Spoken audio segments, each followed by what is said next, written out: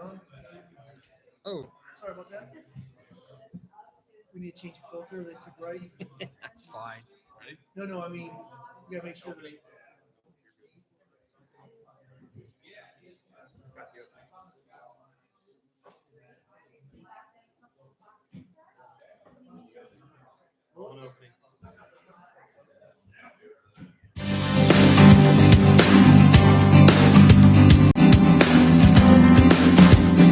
Welcome to Rider Nation Station, presented by American Manufacturing Solutions, your total logistics partner, investing in Rider Nation Station and St. Mary's, Ohio, and to our other fine sponsors.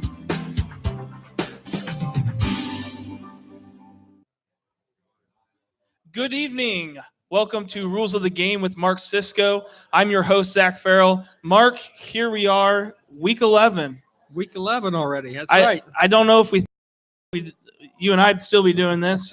I know we had some doubts during the year that the Rough Riders would make it this far, but they stuck with it, had a good win last week over Defiance, and of course, we've got lots of clips for you. Well, let's take a look. All right, let's jump right into it. We're here at Guarneri's Pizza and Pub on Spring Street in St. Mary's. We've got a large audience out here tonight, and we're going to ask some questions for Mark. Let's give a big round of applause first for Guarneri's Pizza and Pub. All right. Well, jumping in here for the clips, Mark, we have a couple holding on St. Mary's calls. Just wanted to know your thoughts on it. We're going to start it easy on you, Right, loosen you up. Let's do that, yep. I'm assuming it was right there on the corner. It looks like that. This was a big play early in the game, big run by Ty Howell, unfortunately called back by holding. Hopefully we can see from the next angle a little bit easier. It looked like sort of in the middle of the line. Well, let's take a look and see if there's something in there. Boy, I don't know. I'm looking out here at the player on the. I don't see it. I didn't see a whole lot on the replay. It looked like maybe the tackle hooked an arm on the end. Well, maybe that's the wingback hit something, but I don't know. I couldn't. Nothing jumped out for you. Nothing jumped out on me.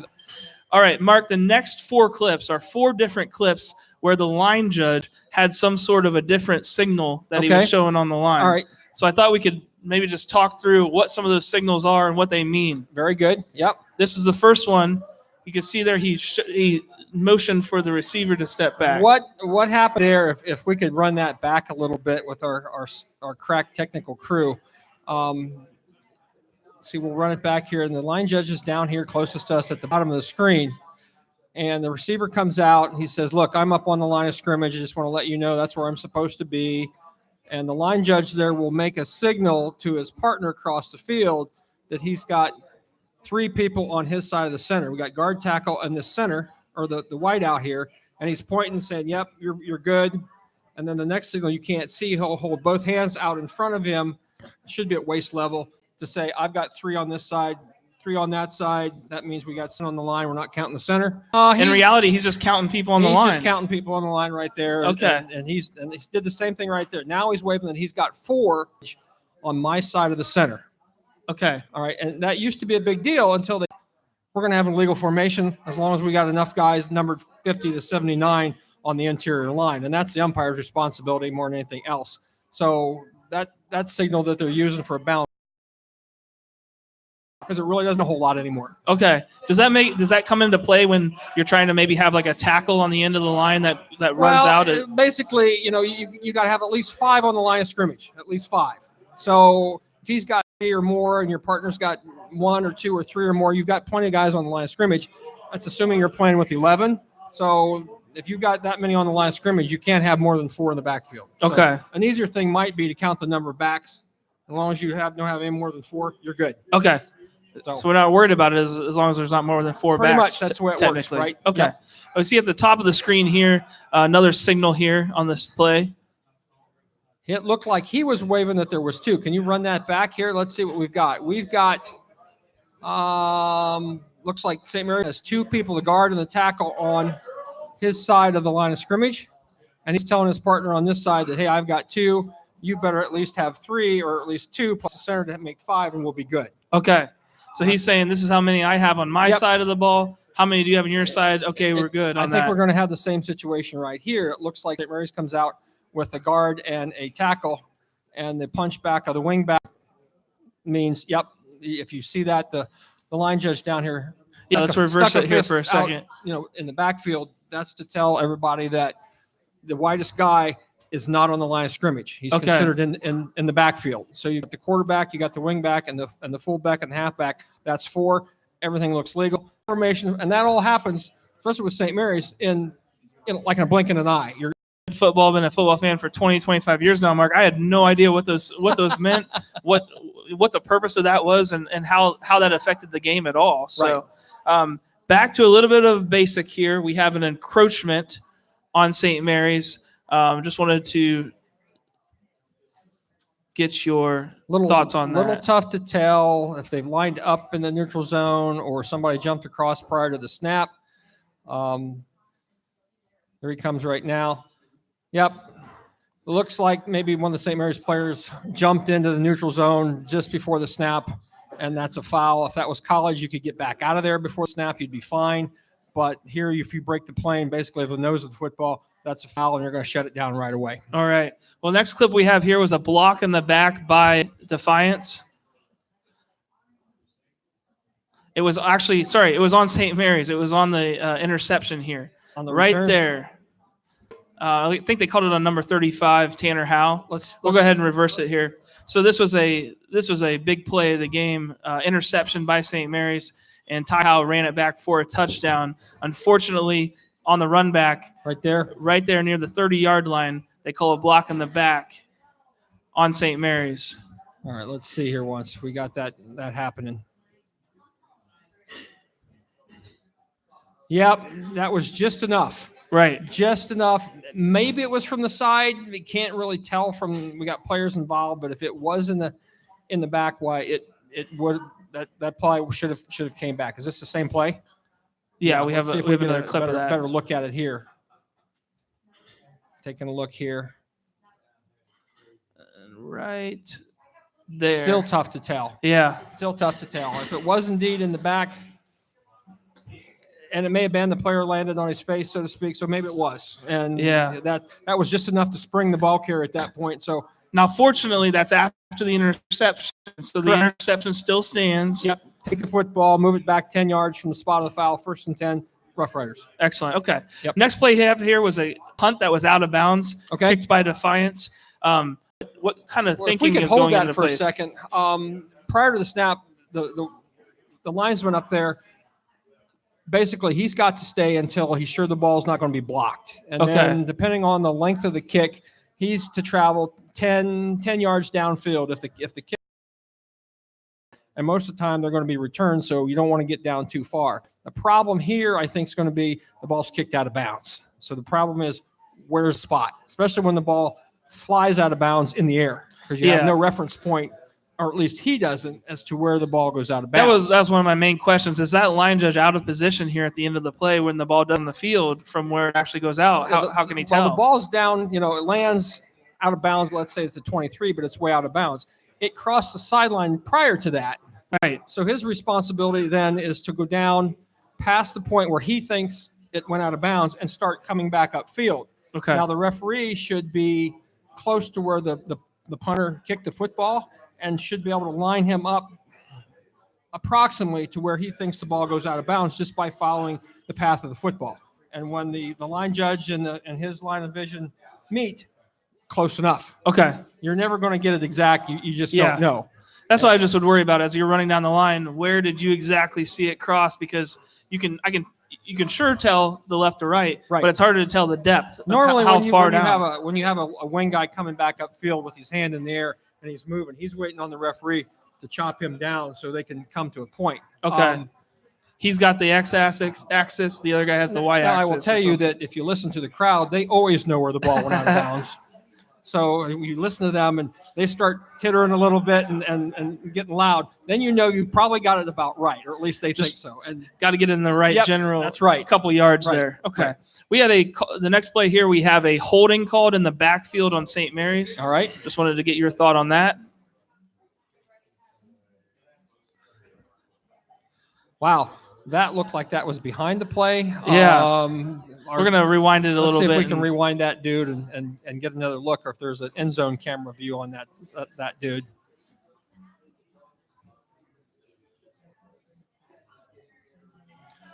It's got to be on maybe the center. The center maybe right there. No, I think the center went out. So He's right there. maybe it's the center, yeah. No, number 50. Wow, I'm having a hard time seeing that. It looked like the play was already gone. Yeah. If the foul was way behind the play and it didn't affect the play, they tell us not to flag that. That was my Because it concern had with no effect on the play. Right. So and it was so far behind the play where it was, and unless it was a major jersey stretcher, but I didn't see that. So again, we're not behind it. Don't really know for sure, but from the film, it looks a little tough. Okay. Next play we have was encroachment, just a basic encroachment there. I think everybody can pretty much see that right there on the D end. Yeah, it looks like he's lined up in the neutral zone. Now that ball, that probably should have been stopped before the ball was even close to being snapped, but the official was probably hoping that the defensive end out there would get back. He's probably yelling at him, get back, and he never did. Okay. But technically, as soon as the ball's ready for play and he lines up in the neutral zone, it's a foul. Some shade of a helmet, something like that. Especially if it's the first time, depending on what's happening in the game. But he was clearly in the neutral zone. Okay. Yep, good call. Next play we had was a late hit on St. Mary's. Number 12. Okay. Ty Howe. Great job of everybody flowing to the quarterback or to the runner and getting him out of bounds. Just a little bit of a push there. A little bit of extra right there at the end. Yeah. And we've got another view. I think it would have been okay if it was part of the tackle. Right. The problem was it looks like it's a completely separate motion from the tackle. When he extended his hand when he was out of bounds like that, that probably right there. That was enough. Yep. Yeah. Yep, that was enough. Yep, he didn't need to do that. No argument even from right. St. Mary's home or me. So. On this last one, then we have too many men on the field. Okay.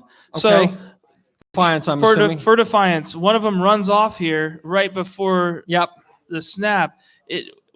When are they supposed to call that too many men on the field like that? Well, he was giving him a chance, so to speak, but the referee had already decided that there was 12. And my guess is he was probably reaching for the flag, and the coach called timeout, and they gave him a timeout. They did not call the play. We're going to do that because 5 yards, or he's going to use one of his timeouts. And timeouts are precious to coaches, so they don't like to use them unless really, really necessary, and that's not a necessary thing. So is that just a judgment by the official? I mean, if I've already got a flag in the air and then they try to timeout, too bad. I mean, but we're going to give them a chance, so to speak. But the rule says if they come out and they line up in the formation, and I've counted them, and I've got 12, that's enough for me to flag it. Okay. Yeah, they got.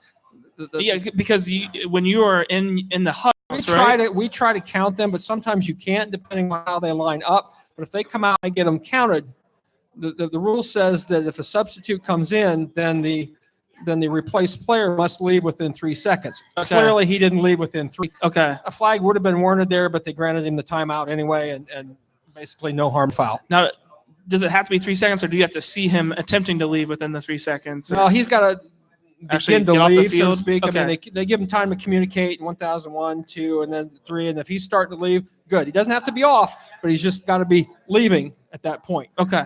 So. All right. Well, the next play we have here was a potential catch interference. Okay. Is there any kind of halo in high school protecting the receiver? There is no halo rule in high school. Okay. You just have to give them an opportunity, unhindered, to catch the football. And let's see what this ends up to being down here. All right. So he really didn't have the number 6 there ran by him, which is fine. Did not impede his progress towards the football. And nothing was called. So. Right. He gave a fair catch signal, but even if the receiver does not give a free catch signal, he still receives an unhindered opportunity to go catch the football. Okay. So if he's coming up and the defender's coming down and he's in his way and the receiver can't get to the football, that's going to be a foul, even though no fair catch signal was given. And that counts whether the kicking team knows about where the ball is or not, correct? If I'm just running down the field and I don't know where the ball is, and it's a really short punt, and the receiver or the kick returner runs forward at me, I need to get out of his way no matter what. It's on them. They have responsibility of knowing where the ball is and staying out of the potential receiver's way. Okay. Yep. Yeah, but I know it's got to be tough. You have a lot of aggressive calls like that. So. Yeah, that was kind of tough, but not really. The defender ran right past him. So Okay. Good, well, good no call. Mark, we're here on the last play, last clip for us. Last play. I hope everybody in here is getting ready with their questions tonight, ready to stump the right? Cisco. Yeah. Let's see. We've got this was a pretty nice pass here from Kurt Bupp to Fishbach, and at the end, the Defiance defender sort of suplexes him. Just was wondering what's the difference between a tackle and a personal foul there, because I've seen that called as a personal foul sometimes. Yeah, that probably wasn't enough for a personal foul. I mean, he had him and he was just bringing him to the ground. Now, we were talking earlier, like if it's a wrestling type, and I don't know the terminology there, where you bring people over the back and lay them down. That's really not a good thing to do. You're going to draw a flag there, but that wasn't egregious enough for a personal foul. There's no specific rule that says if you bring the guy over your head, it's a no wrestling terminology in the football rule book. Sorry, Dave. It's suplex just maybe. I think it's a complete judgment call by the official. Complete judgment call. Yes. Okay. Well, that brings us to the end, and thank Guarneri's Pizza and Pub for having us back here again. Guarneri's, home of the Big Ralph Calzone Pizza and Hoagie. Yep. Here on Spring Street in St. Mary's. Always a great host for us now, 3 weeks in a row. I'm kicked out yet, and we're able to bring you guys live footage from Guarneri's, so we appreciate it. Let's go ahead and take a quick commercial break. When we come back on the other side, we're hopefully going to have some live questions. Good enough. Be right back. Even though the music on the patio has come to an end, Guarneri's would like to thank everyone for joining them on the patio on Friday nights. Though the music has ended, stop in and try their signature Big Ralph sub, pizza, or calzone. Guarneri's on Spring Street in St. Mary's. Give them a call at 419-394-2244.